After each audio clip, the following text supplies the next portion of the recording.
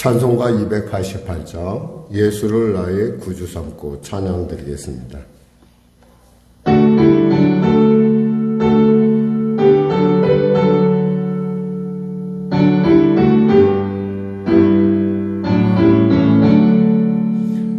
예수를 나의 구주 삼고 성령과 피로 쓰고 든나니 이 세상에서 내 영혼이 하늘의 영광 누리도다.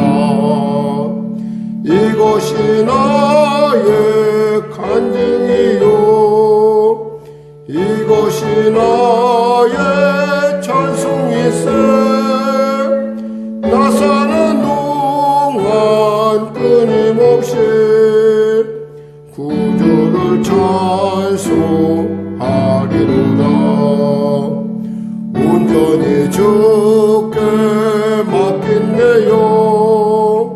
사랑의 음성을 듣는 중에 천사들 왕래하는 것과 하늘의 영광 보리로다. 이것이 나의 간증이요 이것이 나의 찬송이세. 나 사는 동안 끊임없이 구주를 찬송하리로다. 주 안에 기쁨 누림으로 마음의 풍랑이 잔잔하니 세상과 나는 간 곳 없고 구속한 주만 보이도다.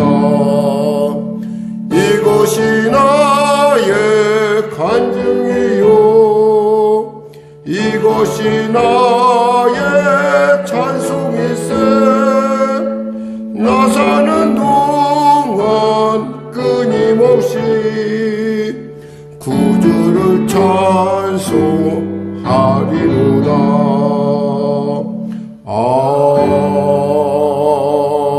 아멘. 하나님 감사합니다. 오늘 하나님께서 귀한 아침을 주시고 이 아침에 주 앞에 나와 찬양으로 말씀으로 나가게 하심을 감사합니다. 현장에서나 또한 영상으로 예배드리는 모든 자에게 성령 충만함 허락하여 주시고 세상과 나는 간 곳 없고 오직 구속한 주만 보이는 복된 이 시간, 또 주의 말씀이 들리는 놀라운 시간, 주님의 섭리를 바라보는 믿음의 귀한 선물이 주어지는 놀라운 시간 될 수 있도록 주여 도와주시옵소서. 병든 자 치료하여 주시고 문제가 있는 자 해결하여 주시고 눌린 자 자유케 하여 주시고 길을 잃은 자 길을 발견할 시간 되게 하소서. 사춘기로 말미암아 어려움을 당하는 자가 있습니까? 하나님 능히 극복할 수 있음 물론이요 성장의 복된 기회가 될 수 있도록 주여 축복하여 주시옵소서. 심리적 어려움, 공황장애로 말미암아 어려운 자들이 있습니까? 하나님 그 공황장애를 극복할 수 있도록 담대함을 더하여 주시고 하나님이 그와 함께함을 하나님이 그를 사랑함을 그가 알고 그분의 손 붙잡고 능히 일어서게 하여 주시옵소서. 치명적인 질병으로 말미암아 어려움 당한 자 있습니까? 하나님 기적을 행하여 주시옵소서. 나는 치료하는 여호와라 하지 않으셨나이까? 치료를 약속하신 하나님께서 치료의 놀라운 응답으로 역사하여 주시옵소서. 교회 형편과 저질 아우시오니 하나님 도와주시고 통치하시고 인도하여 주시옵소서. 간절히 바라옵기는 성도들의 삶 역시 너무도 어렵고 힘든 가운데 있습니다. 하나님 도와주시옵소서. 이와 같이 어려운 때는 과거에도 없었고 또 앞으로 없을 것으로 여겨질 만큼 어렵습니다. 도와주시옵소서. 사랑하는 성도들의 일터와 삶의 현장에 하나님 역사하여 주시옵소서. 나아가 코로나 사태 종식되게 하여 주시고, 나아가 전쟁이 속히 멈춰지게 하여 주시옵소서. 전쟁을 하는 이유가 무엇이겠습니까? 자신의 개인의 영달, 자신의 자기 그룹의 그 영화를 위한 것이라고 한다면 이제 피차가는 서로가 깨달아 멈추게 하여 주시고, 아버지 평화의 시대로, 일상의 회복의 시대로 돌아올 수 있도록 주여 도와주시옵소서. 북한의 악한 정권 회개하고 주 앞에 돌아오게 하여 주시고, 대통령을 비롯한 위정자들이 예수 믿고 구원받아 예수님이 주시는 지혜로 아버지 능히 이 어려움을 극복해낼 수 있도록 주여 도와주시옵소서. 나라와 민족을 불쌍히 여겨 주시옵소서. 성령으로 충만케 하여 주시옵소서.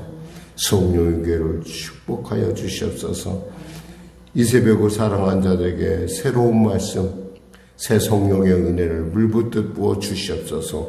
감사하며 예수님의 이름으로 기도드립니다. 아멘. 하나님은 살아계십니다. 오늘 은혜 나누실 말씀은 예레미야서 20장 말씀입니다. 예레미야서 20장 말씀, 우리 하나님 말씀 같이 합독하겠습니다. 임멜의 아들 제사장 바술은 여호와의 성전의 총감독이라. 그가 예레미야의 이 일 예언함을 들은지라. 이에 바술이 선지자 예레미야를 때리고 여호와의 성전에 있는 베냐민문 위층에 목에 씌우는 나무 고랑으로 채워 두었더니, 다음날 바술이 예레미야를 목에 씌우는 나무 고랑에서 풀어주매, 예레미야가 그에게 이르되 여호와께서 내 이름을 바술이라 아니하시고 마골 밉사빕이라 하시느니라. 여호와께서 이와 같이 말씀하시되, 보라 내가 너와 내 모든 친구에게 두려움이 되게 하리니 그들이 그들의 원수들의 칼에 엎드려질 것이요 내 눈은 그곳을 볼 것이며, 내가 또 온 유다를 바벨론 왕의 손에 넘기리니 그가 그들을 사로잡아 바벨론으로 옮겨 칼로 죽이리라. 내가 또 이 성읍의 모든 부와 그 모든 소득과 그 모든 귀중품과 유다 왕들의 모든 보물을 그 원수의 손에 넘기리니 그들이 그것을 탈취하여 바벨론으로 가져가리라. 바스라, 너와 내 집에 사는 모든 사람이 포로되어 옮겨지리니 내가 바벨론에 이르러 거기서 죽어 거기 묻힐 것이라. 너와 너의 거짓 예언을 들은 내 모든 친구도 그와 같으리라 하셨느니라. 여호와여, 주께서 나를 권유하심으로 내가 그 권유를 받아 싸우며, 주께서 나보다 강하사 이기셨으므로 내가 조롱거리가 되니 사람마다 종일토록 나를 조롱하나이다. 내가 말할 때마다 외치며 파멸과 멸망을 선포하므로 여호와의 말씀으로 말미암아 내가 종일토록 치욕과 모욕거리가 됨이니이다. 내가 다시는 여호와를 선포하지 아니하며 그의 이름으로 말하지 아니하리라 하면 나의 마음이 불붙는 것 같아서 골수에 사무치니 답답하여 견딜 수 없나이다. 나는 무리의 비방과 사방의 두려워함을 들었나이다.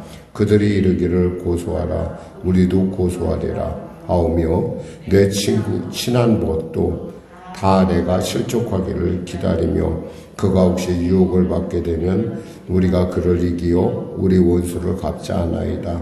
그러하오나 여호와는 두려운 용사 같으시며 나와 함께 하심으로 나를 박해하는 자들이 넘어지고 이기지 못할 것이오며, 그들은 지혜롭게 행하지 못하므로 큰 치욕을 당하오리니 그 치욕은 길이 잊지 못할 것이니이다.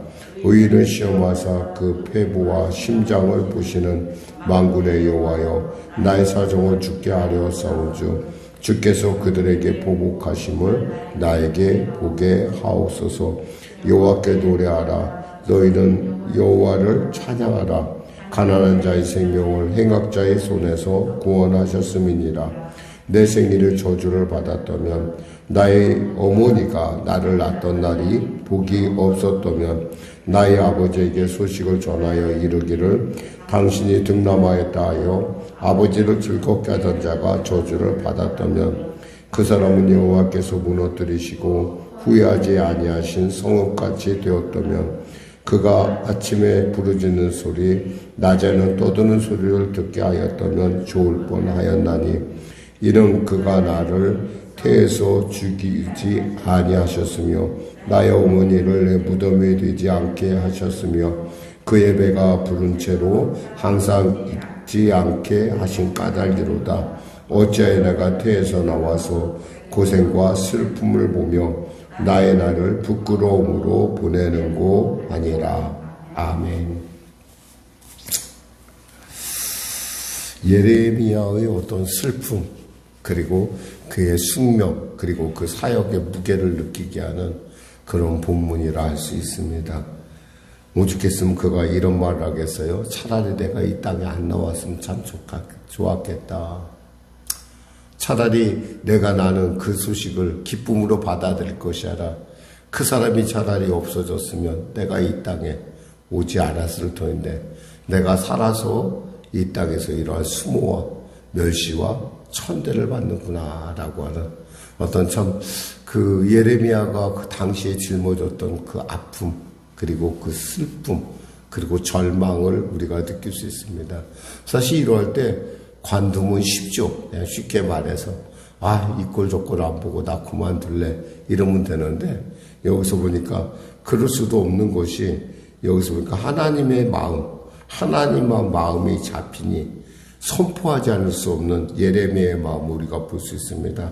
9절에 보니까 내가 다시는 여호와를 선포하지 아니하리라 하며 그의 이름으로 말하지 아니하리라 하면 나의 마음이 불붙는 것 같아서 골수에 사무치니 답답하여 견딜 수 없나이다. 말을 안 하고 내가 말지, 그냥 그만해야지 라고 생각하면 마음속에서 가만히 있을 수가 없어요. 참을 수가 없어요. 왜냐하면 이 말을 전하지 않으면, 그 하나님의 마음을 전하지 않으면 내 마음이 불타는 것 같으니까. 그래서 오죽했으면 이런 말합니다. 주께서 7절에 나를 권유하심으로 내가 그 권유를 받았사오며, 이런 말합니다. 이 권유라는 말은 쉽게 우리가 말해서 권했다는 그 말보다는 좀 하나님께서 이렇게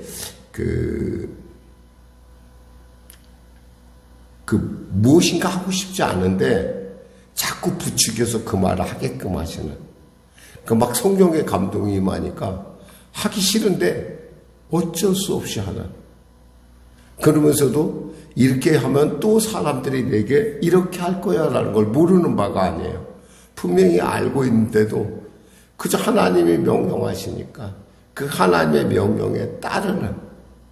그래서 뭐라고 얘기하냐면 8절에 내가 말할 때마다 외치며 파멸과 멸망을 선포함으로 여호와의 말씀으로 말미암아 내가 종일토록 치욕과 모욕거리가 됩니다. 정말 내가 이 말을 하면 보나마 사람들이 나를 참 못살게 굴 거고 나를 모욕할 거야 라는 걸 알면서도 하나님이 그 마음을 주시니까 어쩔 수 없이 말하는 거예요. 정말 진퇴양난이라면 진퇴양난이죠. 근데 그러하면서도 그가 멈출 수 없는 것은 그 하나님의 마음을 내가 붙들었기 때문이고, 그 하나님이 갖고 있는 그 민족을 향한, 유다를 향한 하나님의 깊은 사랑을 그가 깨닫기 때문에 참을 수가 없는 거고, 참으면은 마치 마음에 불 붙는 것 같으니까 계속 이야기하는 거예요. 그럼에도 불구하고 어때요? 삶은 굉장히 어렵다는 거야. 치욕과 모욕거리가 되고 도대체 주의 일을 한다는 것이 무엇일까라고 생각하는 이러한 이 안타까움을 우리가 읽을 수가 있습니다. 사실 이렇게 되면 정말 너무 어렵죠. 오죽했으면 예레미야가 내가 차라리 태어나지 않았으면, 내가 차라리 주님의 선택받지 않았으면. 더욱이 안타까운 것은 여기서 보니까 이렇게 10절에 보니까 나는 무리의 비방과 사방의 두려워함을 들었나이다. 그들이 이르기를 고소하라, 우리도 고소하리라 하오며 내게 친한, 그러니까 내가 친한 친구, 친한 것도 내가 실족하기를, 그 얼마나 이 말 한마디 한다는 게 얼마나 힘들고, 이 말이 그냥 땅에 떨어지는 말이 아니라 그들의 마음에 심장을 울리는 말씀이었다는 거예요. 저 말이 듣기는 싫은데 저 말이 오라. 그래 저거 하나님의 뜻이야. 분명히 아는데 부정하고 싶은 거죠. 듣기 싫은 거야. 여러분 원래 하나님의 말씀이 우리에게 늘 좋은 것만 아니에요. 때에 따라 우리로 돌이키라고 할 수 있고 우리가 회개하라고 할 수 있고 우리가 정말 주님 앞에 엎드리지 않으면 그 말씀이 내 안에서 두려움과 공포로 와닿을 때가 있다라는 거죠. 그럴 때 우리는 어떻게 해야 돼요? 여기서 이 예레미야처럼 권유하심으로 내가 권유를 받았사오며 주께서 나보다 강하시고 이기셨으며 내가 조롱거리가 되니 종일토록 나를 조롱하나이다. 그렇다 하더라도 어떻게 해야 돼요? 그 말씀에 순종해야 된다는 거죠. 실제로 그의 삶 가운데는 그가 하나님의 말씀을 전함으로 말미암아 임멜의 아들, 즉 임멜의 아들 제사장 바술과 같은 이는 그를 갖다가 목에 씌우는 나무 고랑으로 그를 채울 정도로 네가 벌을 받아봐야 네가 좀 가만히 있겠구나. 네가 묶어놔야겠다라고 할 정도로 도대체가 너무나 그냥 두려움 그의 말이 임하자마자 다들 공포에 쩌니까 오기를 깨뜨리고 그릇을 깨뜨리고 이렇게 될 거야. 예루살렘 멸망할 거고 성전은 멸망할 거고 이 말을 들으니까 도대체가 그 성전의 총책임자라고 하는 이 바스울은 참을 수가 없었던 거죠. 더욱이 그는 보니까 그 이름처럼 늘 언제나 그는 평화의 말을 했던 것 같아요. 화평의 말, 평화의 말, 평강의 말을 했던 것으로 그는 보여집니다. 그래서 여기서 그의 잘못된 예언 때문에 예언을 들었던 모든 사람들도 그와 같은 운명이 될 것이다. 즉 그와 같은 운명이라는 건 뭐예요? 마골 밉사빕이라는 운명이 될 것이다. 두려움이 될 것이다. 원래 바스울이라는 이름은 글자 그대로 평화라는 말이에요. 그런데 바스울이 평화를 얘기했지만 하나님은 그것을 뭐예요? 두려움으로 바꾼다는 거예요. 그 말은 뭐냐면 예레미야의 말이 옳다라는 거예요. 비록 바스울 네가 이 교단의 총회장인지는 몰라도 저 예레미야는 저 시골에 이름 없는 선지자일지 몰라도 죄 중인지 몰라도 누가 옳다는 거예요? 하나님이 손드는 것은 예레미야의 손을 든다는 거죠. 우리가 이 부분에서 우리가 누군가를 잠깐 떠올립니다. 헤롯이 예수님의 침례 요한의 말에 그가 마음이 찔린데도 불구하고 그가 들었던 것은 그 말이 옳다라는 걸 그가 알았다는 거죠. 이 사람들 마음속에는 지금 예레미야의 고백이 예레미야의 예언이 옳다라는 걸 알아. 근데 듣기는 싫은 거야. 그러니까 임멜 같은 애는 그를 나무고랑에 채워놓고 그를 핍박을 합니다. 야 말하지 마. 제발 좀 조용히 해. 그랬을 때 하나님께서 그에게 뭐라고 말씀하시냐. 여기서 말하는 마골 밉사비. 마골 밉사비라는 말인데 이 말하면 두려움 공포라는 거예요. 그러니까 그의 이름은 바스울이지만 그가 앞으로 당할 운명은 뭐예요? 두려움과 공포라는 거지. 그리고 그뿐만 아니라 그의 말을 들었던 모든 사람, 그의 말에 수긍했고 그 말을 달게 들었던 모든 사람 역시 공포가 될 거야. 실질적으로 뭐냐면 칼에 엎드려질 것이고 바벨론 왕의 손에 넘겨질 것이고 사로잡혀 갈 것이고 거기서 죽을 것이고 그리고 여기 있는 모든 것들이 다 탈취되어 가리라. 이미 이것은 정해진 사실이죠. 여러분 하나님께서 이와 같이 말씀하실 때는 우리는 뭐예요? 아멘 할 수밖에 없어요. 그리고 그 말씀에 순복해야 돼요.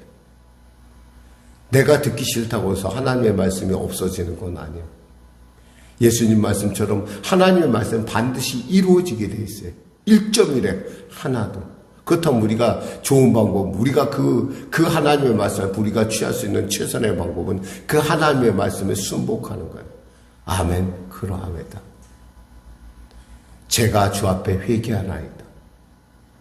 근데 반응은 이렇다는 거예요. 그러니 예레미야가 얼마나 힘들겠어요. 친한 친구도 없고 주위의 사람들이 다 그를 야, 너 한번 나하고 붙어보자. 내가 너 듣기 싫어. 제발 좀 싫어. 그만 좀 입 좀 닥치고 살아. 그러니까 어떻게 했어요?